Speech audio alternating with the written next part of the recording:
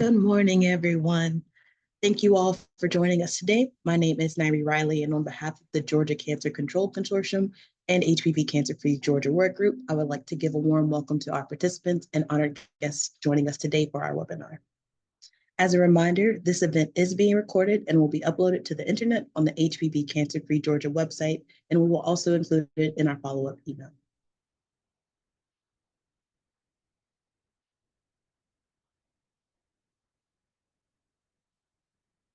This year, we are providing continuing education credits for attendees, which has been generously sponsored by Piedmont Healthcare and Cancer Pathways.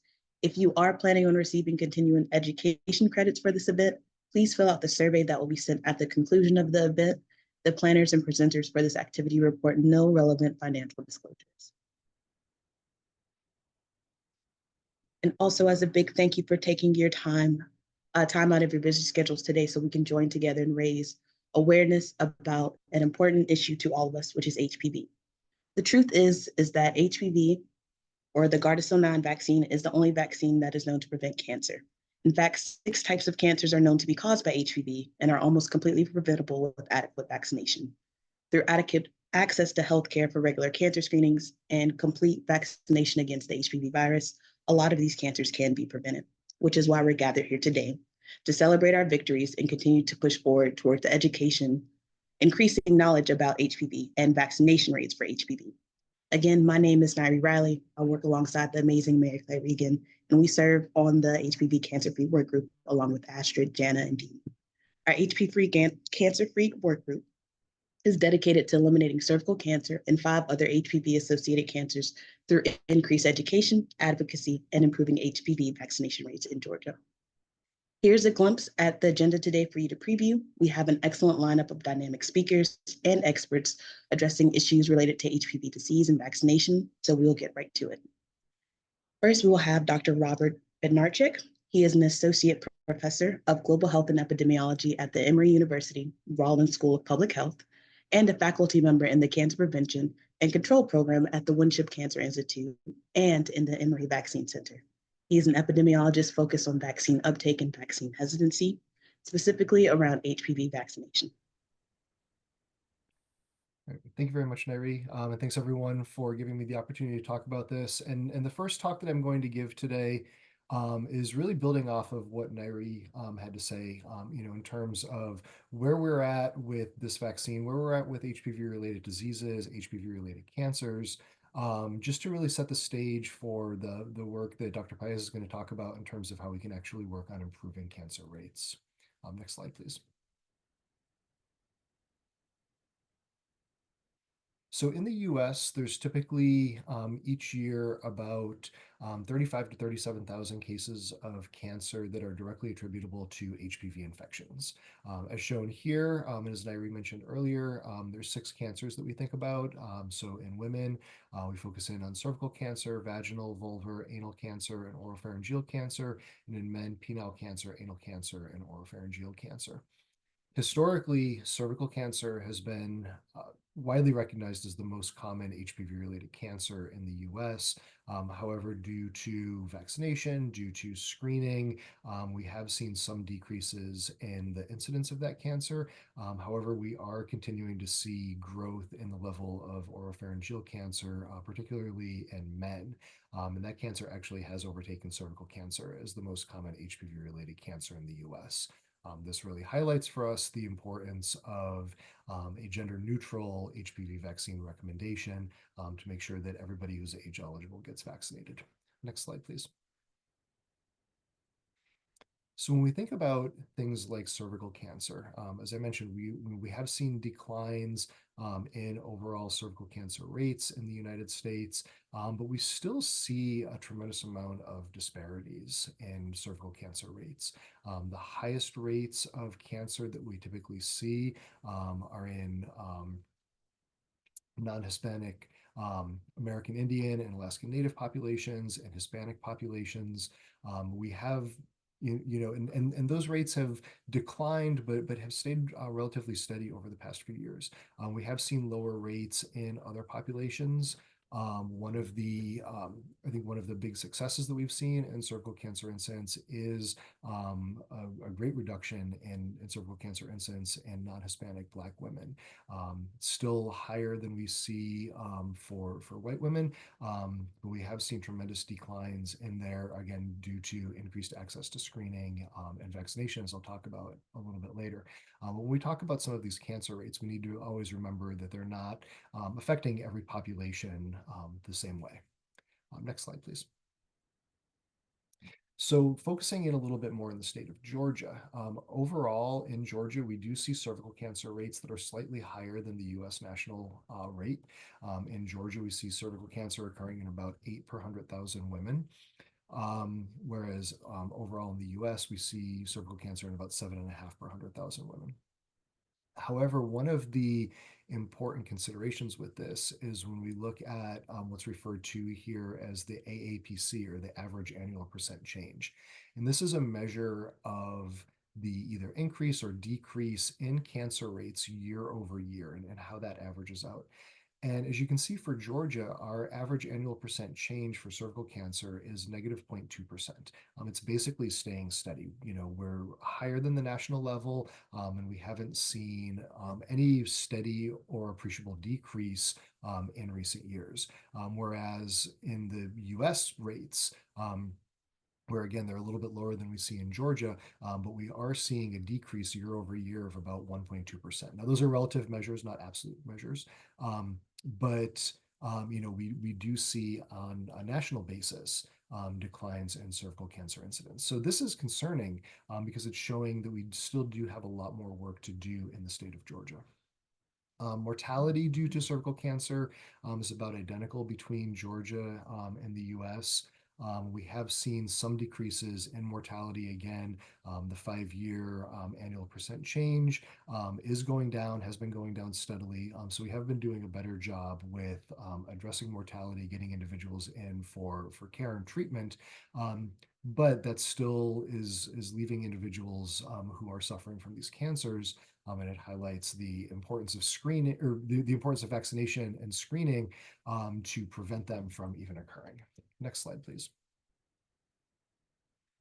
If we look across the state and we look at county level incidence rates in Georgia, we can see that there's some counties that have much higher incidence of cervical cancer than we see for the state as a whole. So again, overall, the rate of cervical cancer in Georgia is about 8 per 100,000 women. We do see some counties that have rates up as high as about 14.5 per 100,000 women, so almost double the state rates. And you can see that there is some geographic variability. I mean, obviously, if we look in the metro Atlanta area, we do see lower rates that may be due to better access to care, better access to screening. But we can see in some of the more rural areas, some of the more underserved areas, we do see higher levels of cervical cancer. So we do need to consider these geographic disparities in the same way that we think about things like racial and ethnic disparities. Next slide, please. So going to how we can actually prevent some of these HPV-related cancers, one of our primary tools, again, is HPV vaccination. And in the US, we are doing a much worse job in HPV vaccination of adolescents compared to the other recommended vaccines for that age group. So all adolescents in the US around ages 11 to 12 are recommended to get the Tdap vaccine, the quadrivalent meningitis vaccine, and the HPV vaccine. Tdap and meningitis vaccine rates have held fairly steady. We have seen a little bit of a decrease in recent years, potentially owing to the COVID pandemic, but these decreases have been less than 1 percentage point. However, for HPV vaccine, what's shown in this figure here is initiation of the vaccine series in orange and completion of the vaccine series in lime green at the bottom. We see much lower coverage of this vaccine compared to the Tdap and meningitis vaccines. More detailed data is shown in the table on the right. We can see that comparing year over year, we are seeing greater declines in HPV vaccine coverage, potentially due to impacts of the COVID-19 pandemic.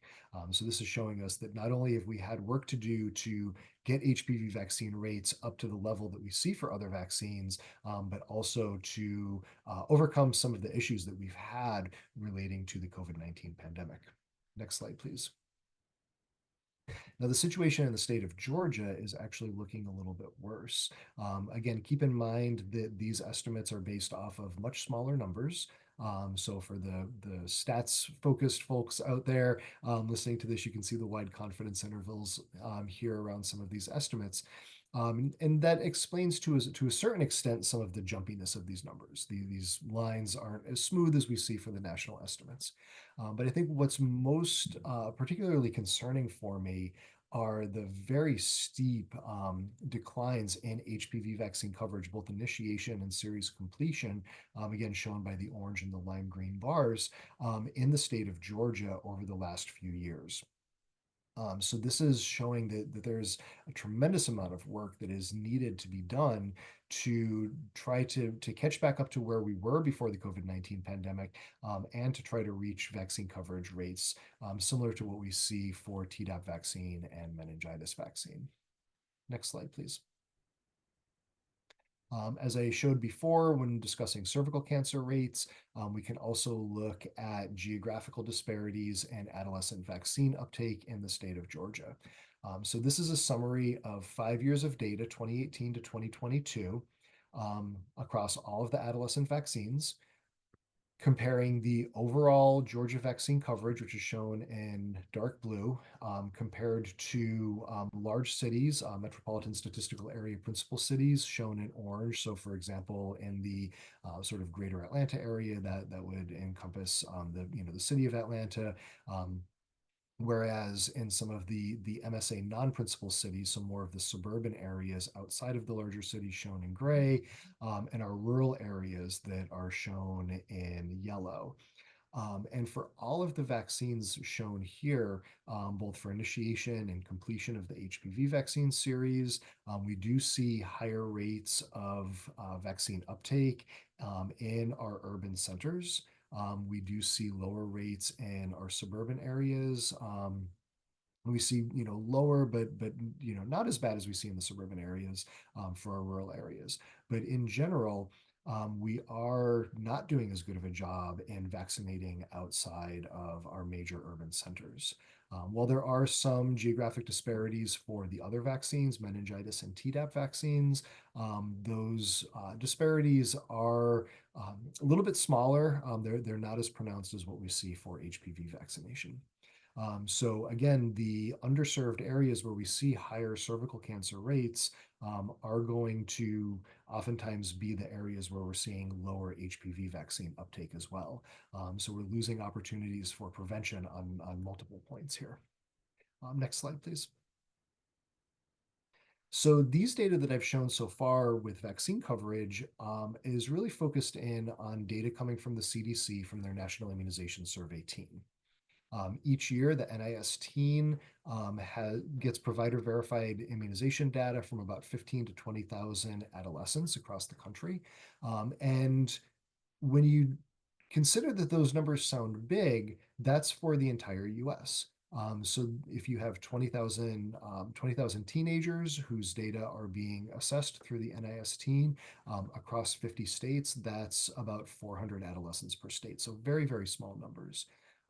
The urbanicity and rural data that I showed for the state of Georgia over 5 years, those estimates are only based off of about 1,500 adolescents. So again, it gives us some indication of what's happening at a state level or at a sub-state level, but it doesn't really give us very strong data. Now, some work that I've previously done in collaboration with Georgia Department of Public Health and the State Immunization Information System, or GRITS, we had obtained data in 2018 for all adolescent vaccines, Tdap vaccine, HPV vaccine, meningitis vaccine, for anybody who was aged 9 to 17 at any point between middle of 2006 and the end of 2017. This gave us vaccination data on almost 1.4 million adolescents. So much greater ability to take a deeper look at some of this vaccine coverage. We analyzed this at the public health district level. So there's 18 public health districts across Georgia, and we made comparisons of vaccine uptake patterns.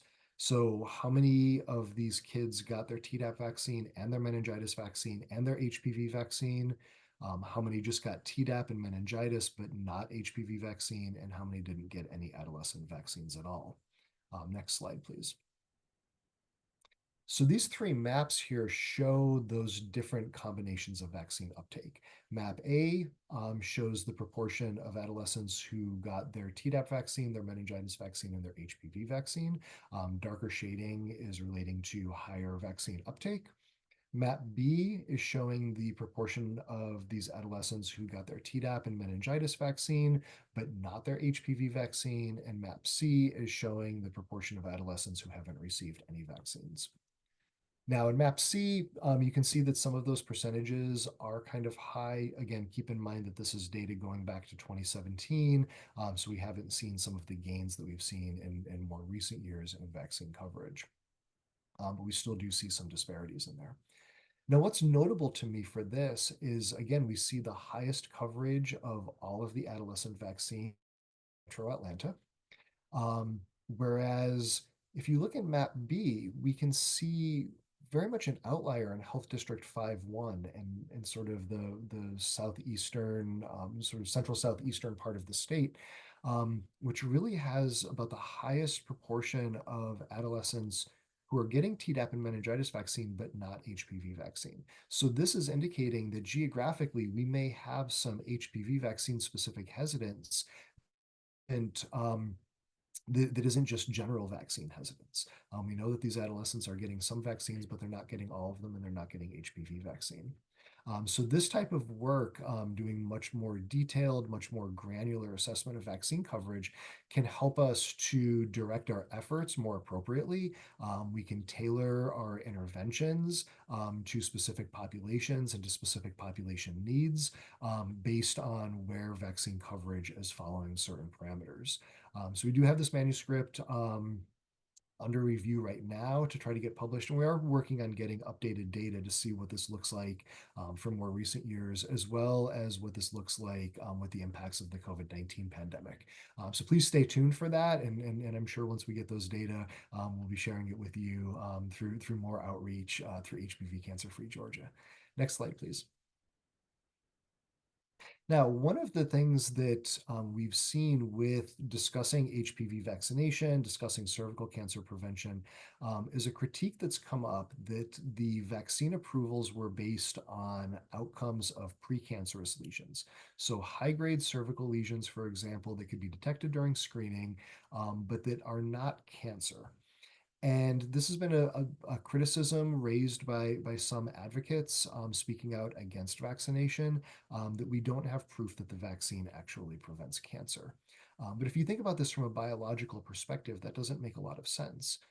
So this is just a clip of a paper we published a few years ago to kind of explain the biology on that. In section A, that's sort of the normal progression of cervical cancer. You can see cervical cells that are exposed to HPV, they can become infected, they can develop those high-level lesions that can then progress on to cervical cancer. Now, in item B, you can see that if we're doing cervical screening, so Pap screening, other types of screening tests that are done, that will detect those high-grade lesions. They can be treated before they progress onto cancer. Well, all we're doing with HPV vaccination and what the clinical trial endpoints showed was that if you prevent that HPV exposure, if you prevent that infection because of the protection from vaccination, then the high-grade lesions, the abnormal cervical cells that would be detected during Pap screening, for example, they're not developing. That's the reductions that we saw in those clinical trials. And if you don't see those high-grade lesions, you can't see cervical cancer. So this for a long time has been the way that we've approached some of this in terms of discussions about what the vaccine approvals meant, how this actually relates to how we can communicate about cancer prevention through HPV vaccination. But that's changed recently. Next slide, please. One of the probably most exciting papers that I've seen in a long time around HPV vaccination was data that was published from Scotland in January 2024. I realized that I did not include the reference in here. I'll make sure that that gets included in any follow-up communications from this webinar.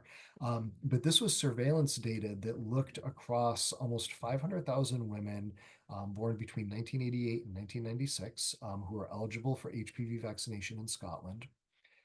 And they were able to look at the medical records, and they were able to look at women who were unvaccinated and their cervical cancer incidence rates, those who were vaccinated at they were vaccinated, but they were vaccinated older than the recommended age, and those who were vaccinated at the recommended age in Scotland, which is 12 to 13 years of age.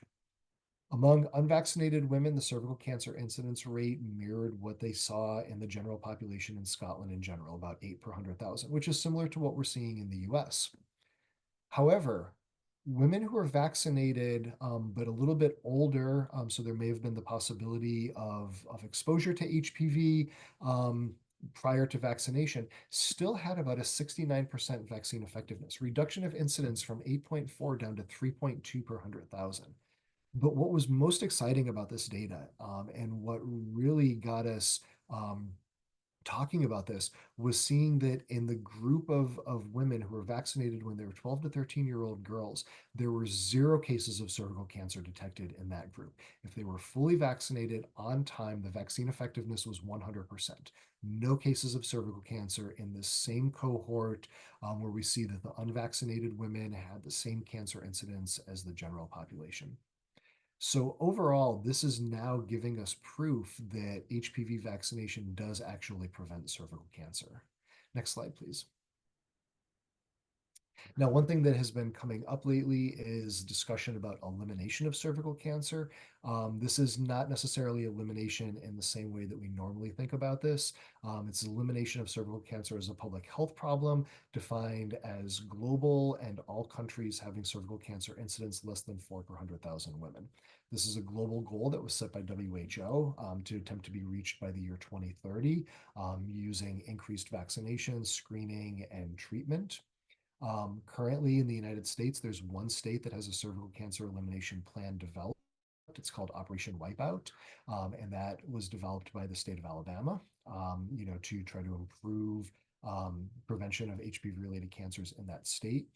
Right now, some work that I'm doing in collaboration with the HPV Roundtable of the Southeast, where we've actually had other representation from HPV CancerFree Georgia as well, is working to develop toolkits to help states develop similar plans. So this is something that will be coming forward. We do hope to work with the state of Georgia on this in terms of developing a cervical cancer elimination plan for the state. Next slide, please. And then one thing that I just wanted to mention very, very quickly was some of the advances that we've seen in HPV vaccine dosing. The initial vaccine series was 3 doses recommended for everyone who's age eligible. In 2015, this recommendation changed to 2 doses if you started prior to your 15th birthday. But the more data that we look at, analyses from the original trials, new studies that have been ongoing are showing that a single dose of HPV vaccine may provide long-term effectiveness. There are a number of studies undergoing or underway to look at the possibility of a single dose HPV vaccine recommendation. We don't know what's going to happen with this. We don't know what that may mean to changes in recommendations. Globally, the World Health Organization does allow countries to decide between 1 and 2 dose vaccine schedules, depending on logistics and epidemiology and a number of other factors in there. But this is something that we are paying attention to, and I just wanted to bring it up so that as some of this news starts coming out, as some of these studies are completed, you may hear about that, and just to be aware that this is something that scientists and researchers are evaluating right now. Next slide, please. So again, as I mentioned, this is currently allowed in some settings globally, but I think as we see these clinical trials coming underway, it will be possible to reevaluate this. Next slide, please. So thank you very much, and I will be available for questions during the Q&A session after Dr. Paez's presentation. Perfect. Thank you so much, Dr. Bednarczyk. That was an amazing presentation. Before we shift gears to having Dr. Paez speak, I want to reiterate what Dr. Bob just said. Make sure that you're dropping any questions that you have in the chat, as well as any stories that you have. Mary Claire posted a warm welcome at the very beginning of this, as well as Dr. Bob's bio and publications in the chat. So we do want you all to utilize that chat feature. So again, thank you so much, Dr. Bednarczyk. And now we'll be moving into Dr. Paez's presentation. Dr. Paez is a graduate of the Universidad de Antioquia, Medellin, Colombia, and I'm so sorry if I mispronounced that. She completed her pediatric residency training at Cooper University Hospital and has been actively involved in teaching students and residents. She has practiced medicine in New Jersey, South Carolina, and South Georgia, with her current office being in Rome, Georgia. They have worked very hard to increase their HPV vaccination numbers. Currently, they have an 82% completion rate, which is the highest in the Rome area. Dr. Paez and her team have been recognized on both the state and national level as an HPV champion, and we're so glad to have her here speaking with us today. Dr. Paez, the floor is yours.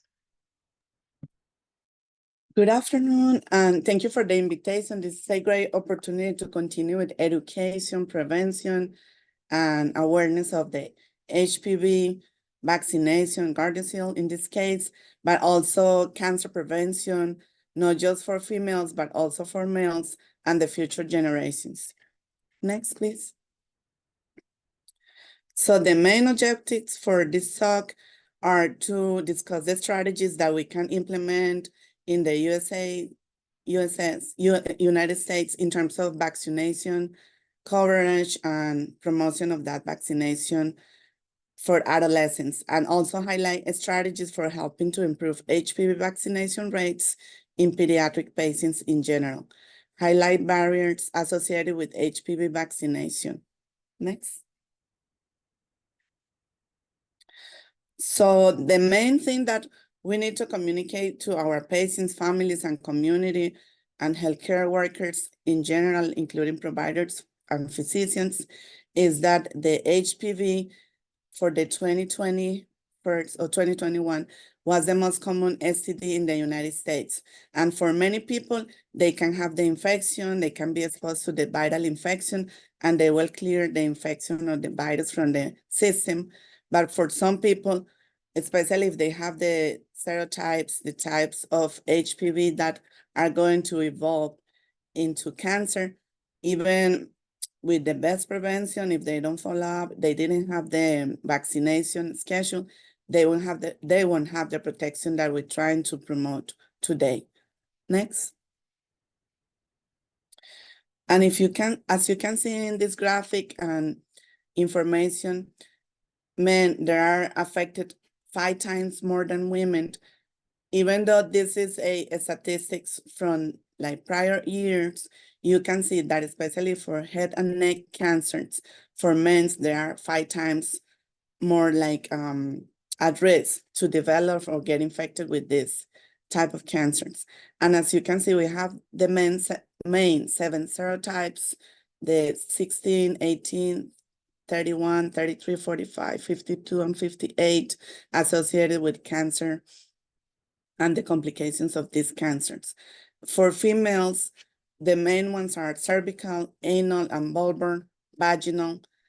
But if you combine all of that, you see that is a significant number that if we can prevent and continue with the education, less people is going to develop cancer or even having severe complications after the diagnosis of cancer, such as chemotherapies, radiation, surgeries, or even for younger generations, is that the inability to have babies in the future.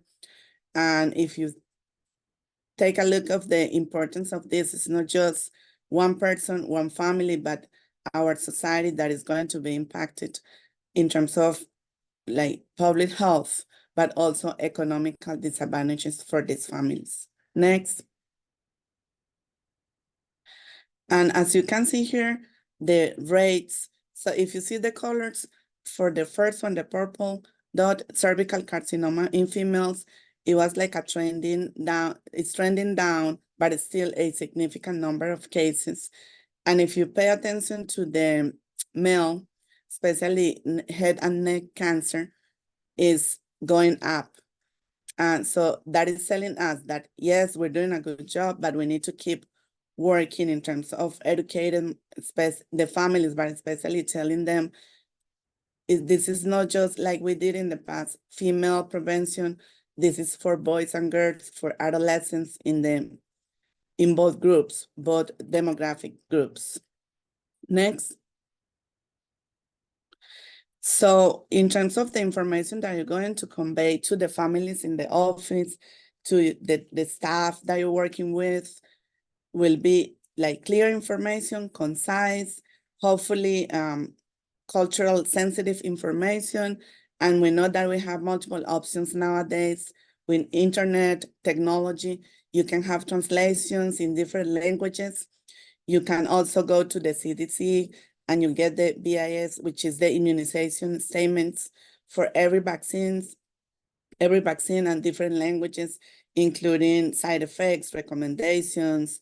And it's important to have that in your office, in any clinic, at front. When the patient is waiting with the family, you can start educating them.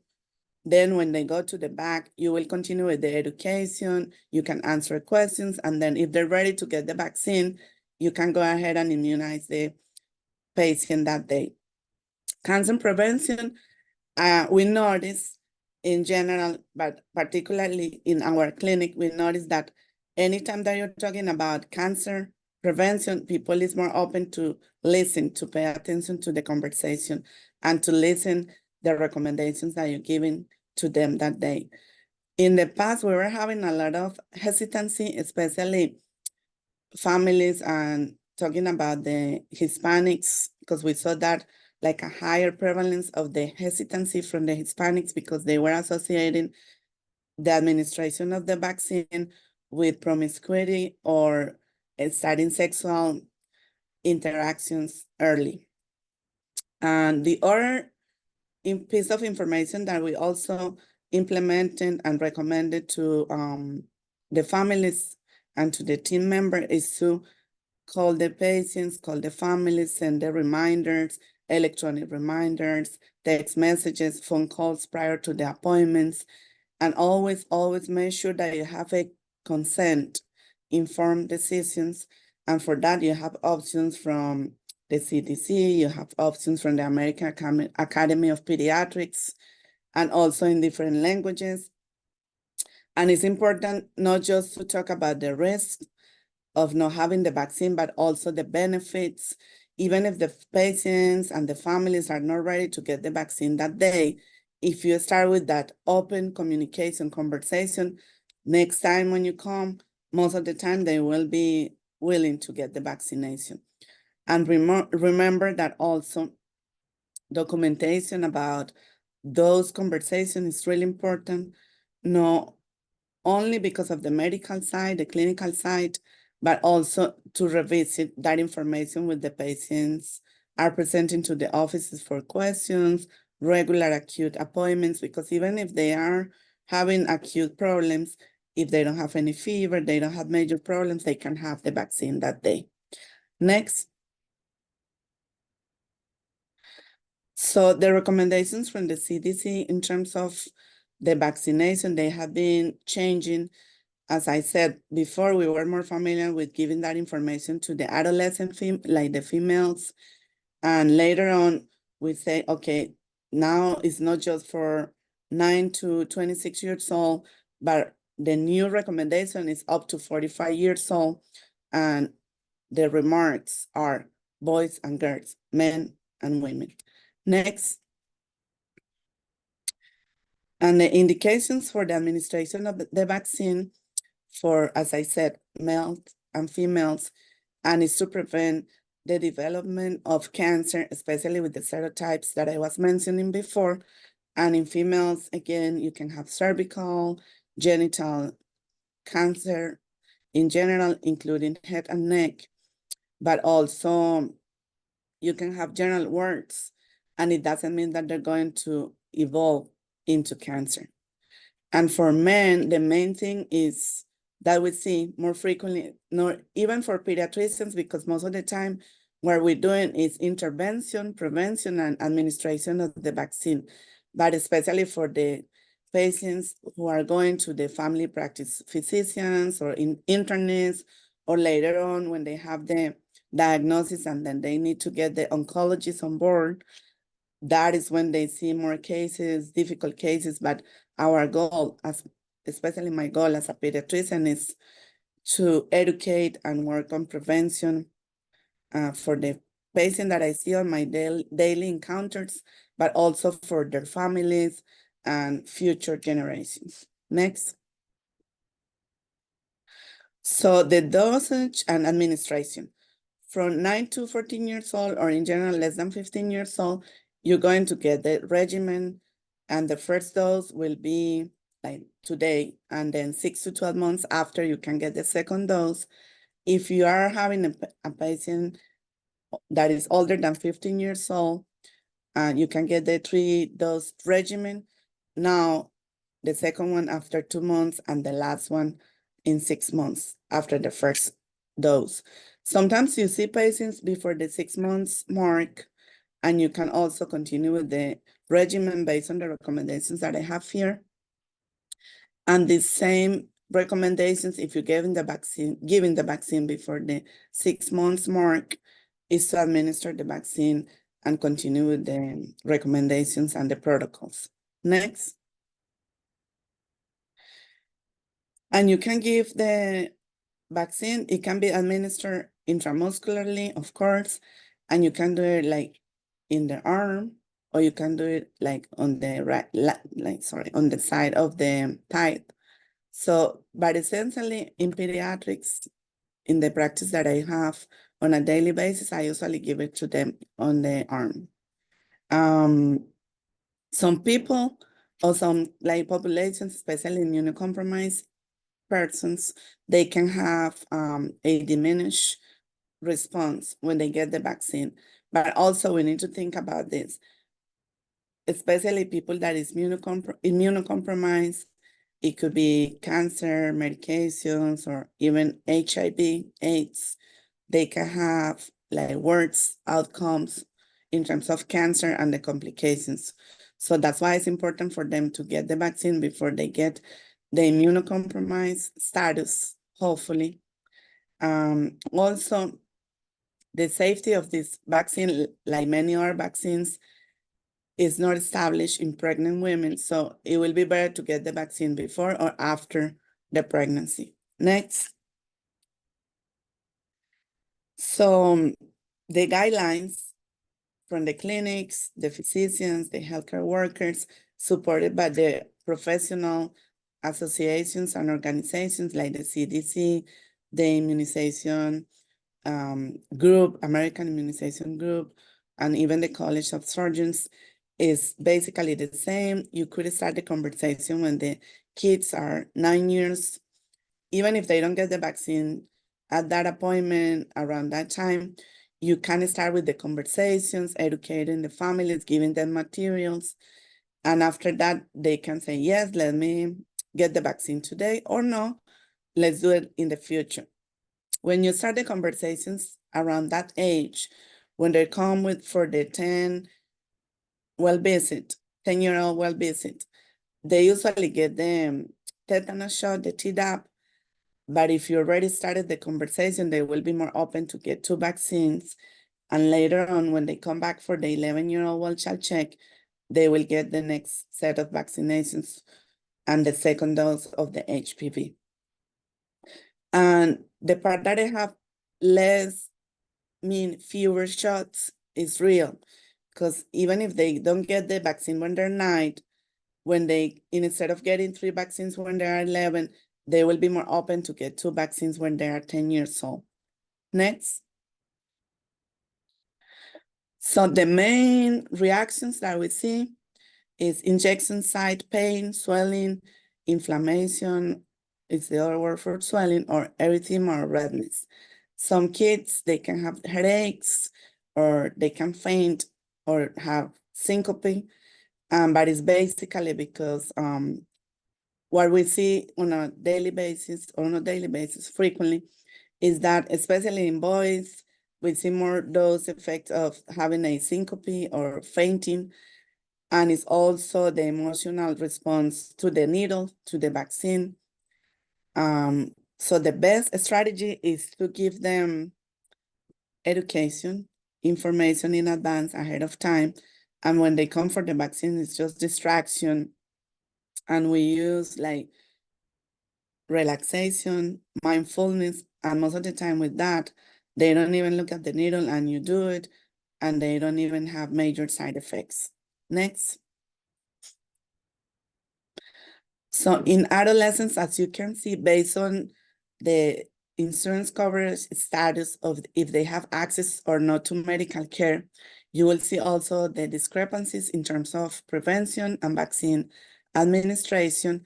So you can see the black line is for private, only private, whereas every vaccine should be covered by the insurance company.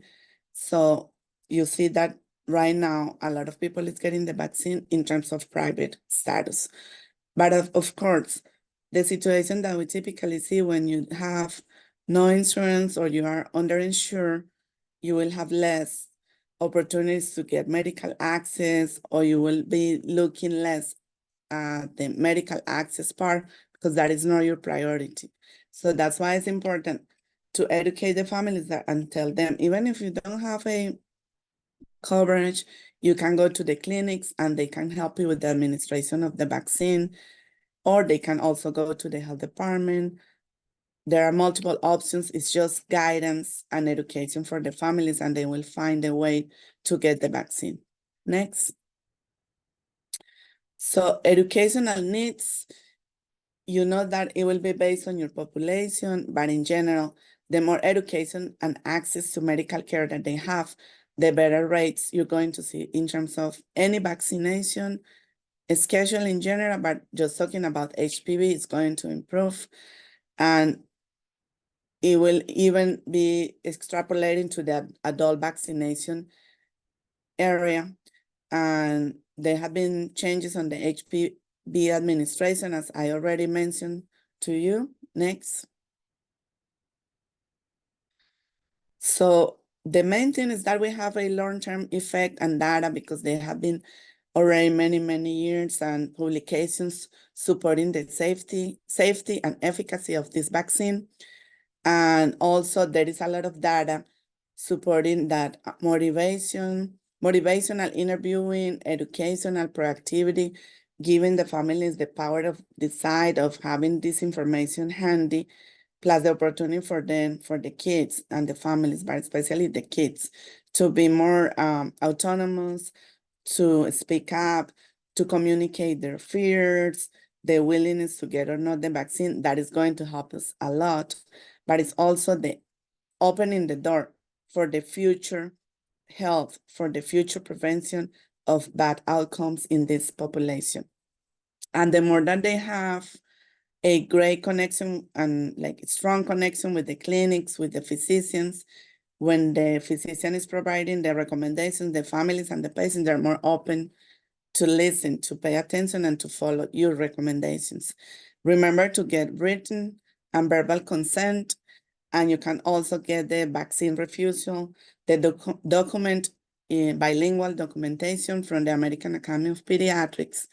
And remember that it's important to cover your bases in terms of education and documentation, because there have been cases where the patient, they get the diagnosis of cancer and they can come back and say, oh, my situation could be different if somebody were telling me about the importance of getting the vaccine, the risk of not having the vaccine, and then they get the diagnosis and they're trying to blame the clinic or the person or the health department, but it's a common work. That's why it's important to give concise, clear, transparent information to every patient and family. Next.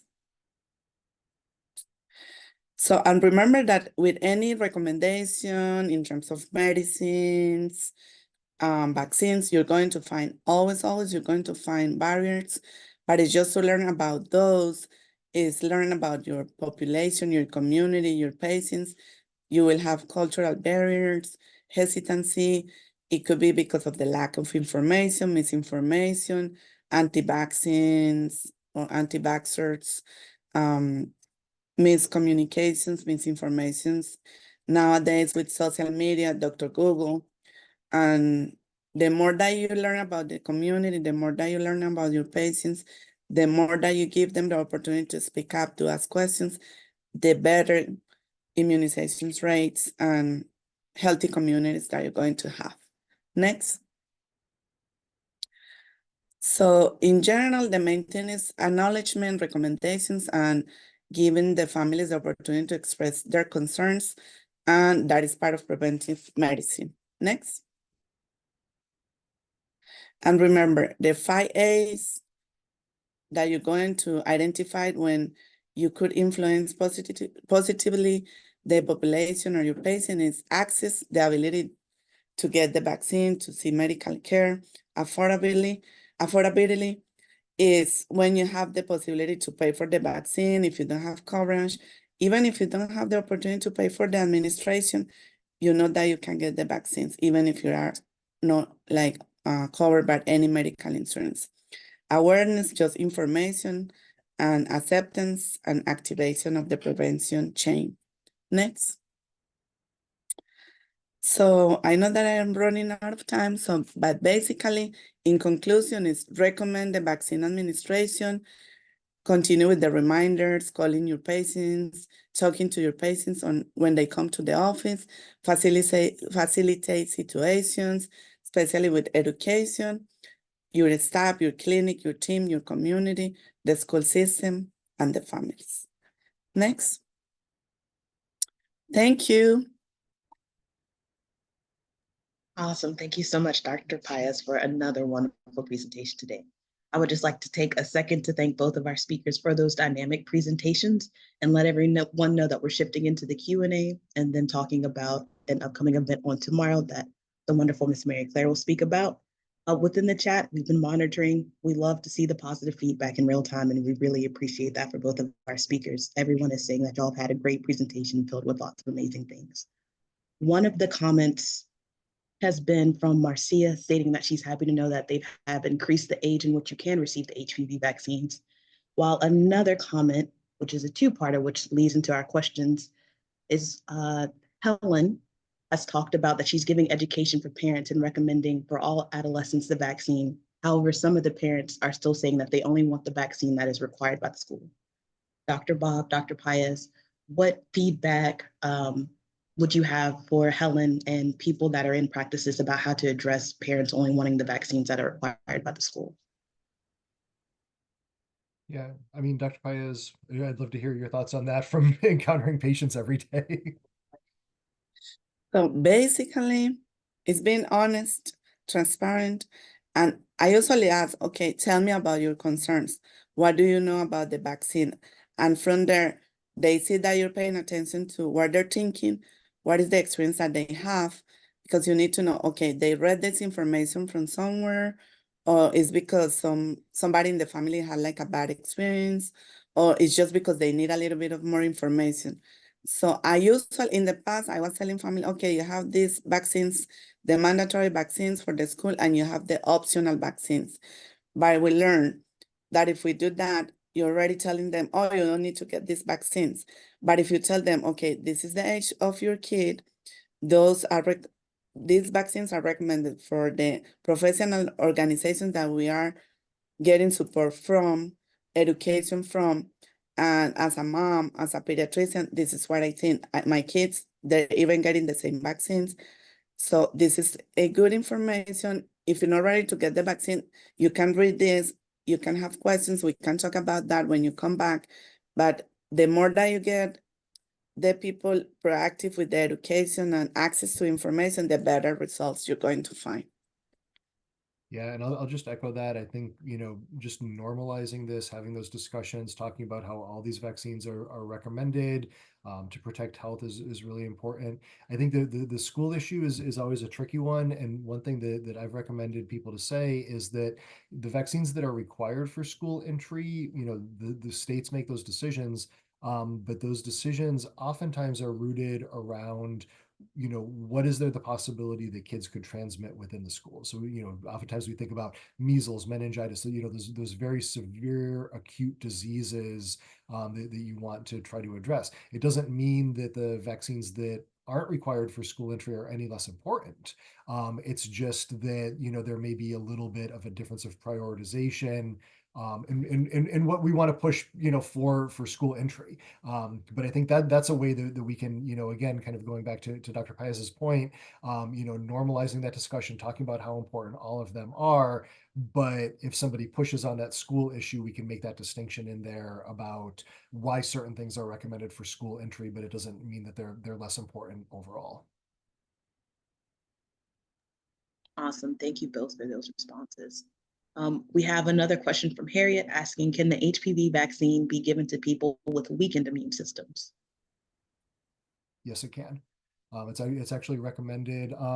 There's actually, what I had mentioned about the 2-dose schedule, that doesn't apply for individuals with weakened immune systems. It's still a 3-dose vaccine schedule for that. But individuals who are infected with HIV that have other immune suppressing conditions, they are still able to get those vaccines. All right, perfect. And you answered another question very direct from Dr. Nettles asking about if patients who have HIV can also be vaccinated. We have a couple of other questions we want to get to. The next one would be, how can healthcare providers create messaging that directly addresses the concerns and fears driving vaccine hesitancy in the Hispanic and Latino community? Can I answer that, Dr. Bob? Okay, so basically, speaking from experience, I found at the beginning of my early career in pediatrics, it was more association with the, oh no, if you give that vaccine to my kid is going to be more active sexually speaking. But that is a misconception because even without the vaccine, they can be sexually active. So, and even better, if you have that education information, when they're ready to take the big step, they will be more protected. But also, when I started to talk about, no, we're talking about boys and girls, we're talking about other kind of presentation for the cancer, like head and neck, mouth, people, they were more open to pay attention. Oh, really? Because it was more just misconception. And the other thing that I was telling people before also, and now even more important to reinforce that, is that even babies, they can get the infection when they're being born, and they can have like vocal cord infection, even be more prone to develop cancer in the future if they're the earliest time to get exposed to this viral infection is going to give you more like chances to develop cancer. So it can happen to anybody, independent of the culture, like lifestyle or age, because it's an infection that you can get at any point in life. Thank you for that response, Dr. Paez, and we hope that answered your question adequately. We have another question that reads, are there any current policy efforts or legislative efforts in Georgia that aim to improve HPV vaccination rates, and how is HPV Cancer-Free Georgia involved in these efforts? And this will be our last question for today.